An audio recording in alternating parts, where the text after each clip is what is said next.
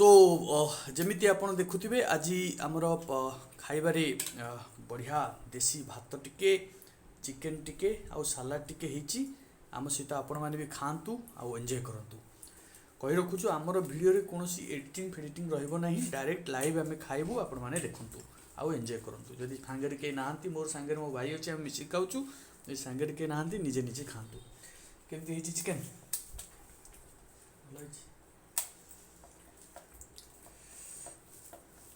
आलू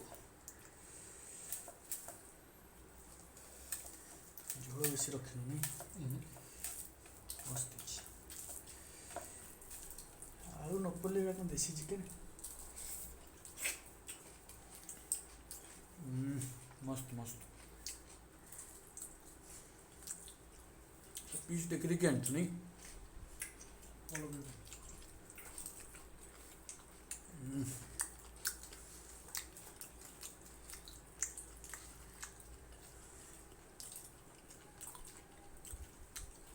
प्रेसर ने कड़े डायरेक्ट ला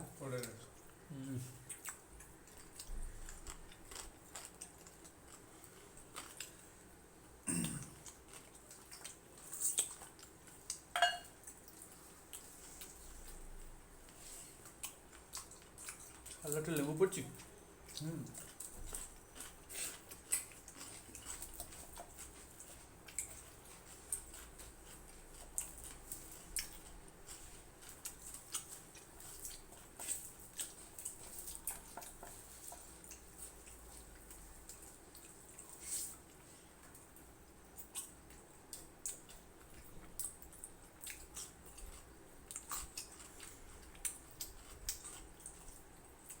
पागुटे बेजी वर्षा ହେଇଛି नहीं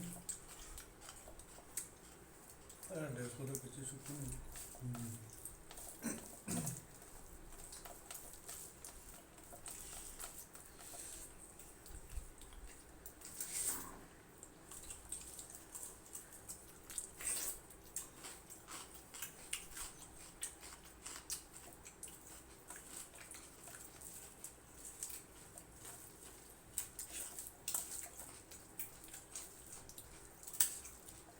होटेल में खाइले कहबी आलू पका आलू पकई दियो बहुत होटल कर ट्राई कर मसला नहीं चिकेन भात भी खाइबो यदि आलू टिके न पड़ले बाग लागबनी मटन तो आहुरी मटन आलू झोलटा में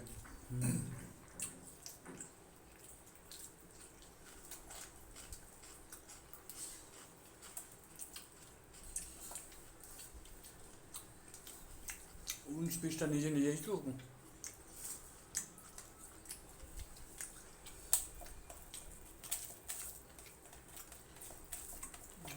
मेरा दुकान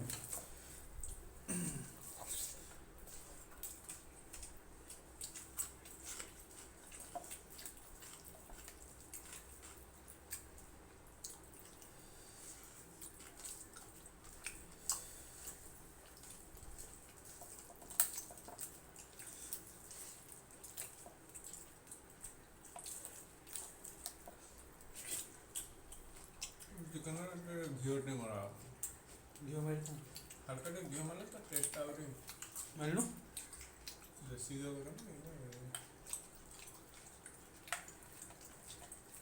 देसी नुह जस्ट झापे पके दो तो तार टेस्ट बास्ना रे खाइबा उठियो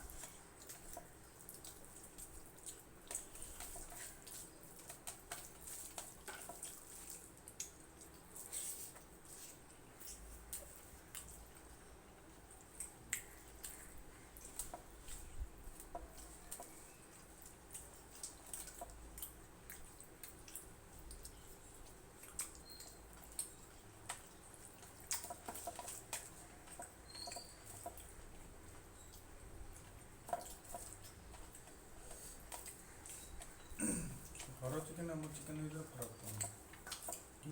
ଘର ଚିକେନ୍ ଏଠିକା ମେସ୍ ଚିକେନ୍ ଭିତରେ ଫରକ ଘରେ ମସଲା ଗୋଟେ ମସଲି ଗୋଟେ ସବୁ ଏକାଠି ମିଶି ଟିକେ କରିଦେବ ଘରେ ଘରେ ମସଲା ଇଏ ନାହିଁ। ତାପରେ ଘରେ ଆଜି ଯାହା କାଲି ସେୟା ପହରଦିନ ସେ ଗୋଟେ ପ୍ରକାର। ସପୋଜ ମାଛଟା କେତେ ପ୍ରକାର ହବ? ମାଛ ଥରେ ଆଇଟମ୍ ସେ ଦୁଇ ପ୍ରକାର କରିବେ। କ'ଣ? ସୋରିଷ ଦେବ ନହେଲେ ଅଦା ରସୁଣ ଦେବ। ଚିକେନ୍ ସେଇ ଗୋଟେ ପ୍ରକାର କରିବେ। ଧର ତମେ ଏଠି ଗାଉଁଲି ଘର କଥା କହୁଛେ, ତ ଆଜିକାଲି ତ ସବୁ ବଡ଼ ଲୋକଙ୍କର ସବୁ ହେଇଗଲାଣି। ତମେ ଧର ଖାଇବ ଇଏ roasted chicken, chicken pakora, chicken lollipop କେତେ କ'ଣ ଘରେ ହେଉଛି ଏ ଯେଉଁ ଆଜିକାଲି କରୁଛନ୍ତି। କିନ୍ତୁ ଗାଉଁଲି ଘରେ କ'ଣ ଚିକେନ୍ ମାନେ ସେଇ ଗୋଟିଏ। ଆମେ ତ ଚିକେନ୍ କଷା ଆଉ ଚିକେନ୍ ଟମାଟୋ କଷା। କରିଦିଅ। ଆଉ ଟିକେ ପୁରୁଣା ଗଲେ ମାଟି ହାଣ୍ଡିରେ କରିବେ, ତା ସ୍ମେଲ୍ ଟିକେ ଅଲଗା।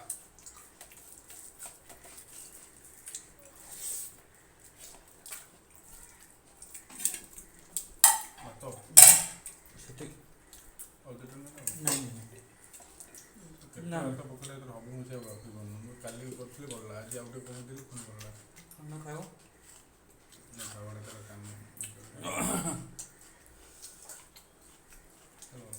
ପୁରା ଭଲ ଦେଇଛି। ଅଧ ଗ୍ଲାସ୍ର କେତେ ସମୟ ଲାଗୁଛି ଚିକେନ୍ ରୋଷେଇ କରିବା? ଘଣ୍ଟାଟେ ଯାହା ରୋଷେଇ ଚୁଲିରେ ମୁଁ ତ ଯାହା ରୋଷେଇ କରି ଘଣ୍ଟାଟେ ଭିତରେ ହିଁ ସରିବ। ପ୍ରେସରରେ କଲେ 15 ମିନିଟ୍ ଚିକେନ୍। ଜିନିଷ ଯୋଗଡ଼ିବା ପାଇଁ ଦରକାର ଅଧଘଣ୍ଟା 15 ମିନିଟ୍। ରୋଷେଇ କଲା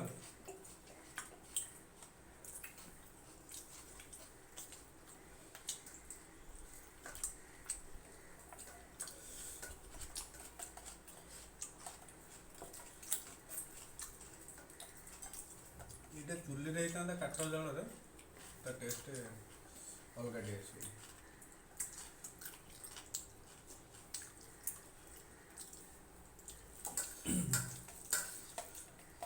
ଚୁଲି ସକାଳୁ ଆଳୁ ପୋଡ଼ିଦେବ, ପଖାଳ ଖାଇଦେବ।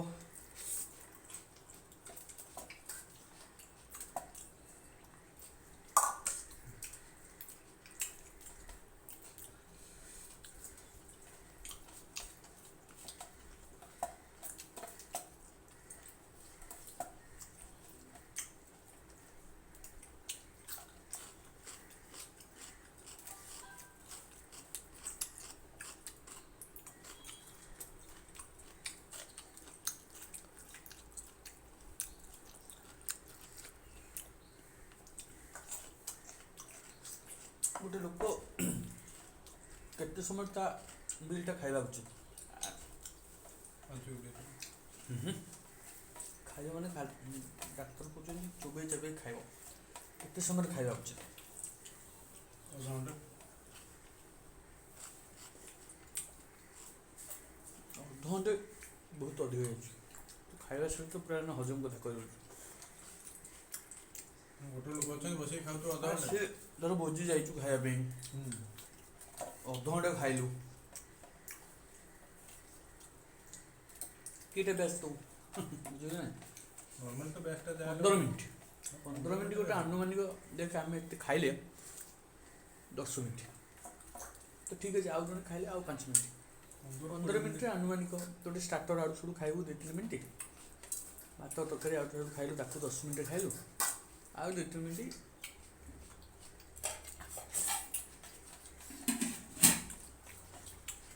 ଖାଇଲୁ ଚଳିବ।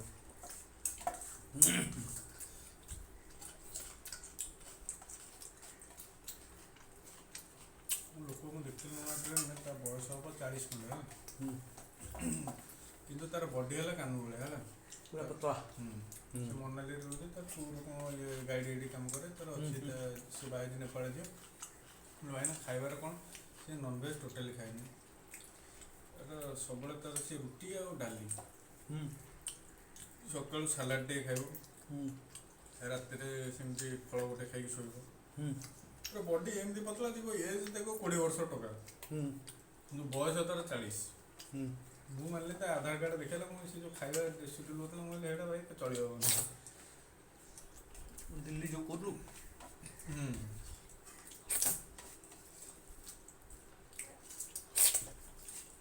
ଖାଇସାରିଲା ପରେ କ'ଣ ଶାନ୍ତି ଲାଗେ କହିଲୁ, କେତେବେଳେ ଯଦି ଥାଳିରେ ଭାତ ଗୋଟେ ନଥିବ ତାହେଲେ ଜାଣିବୁ ଖାଦ୍ୟଟା ଠିକ୍ ହେଇଥିଲା। ଏଇଭଳିଆ ହଁ, ଭଗବାନଙ୍କୁ ଧନ୍ୟବାଦ।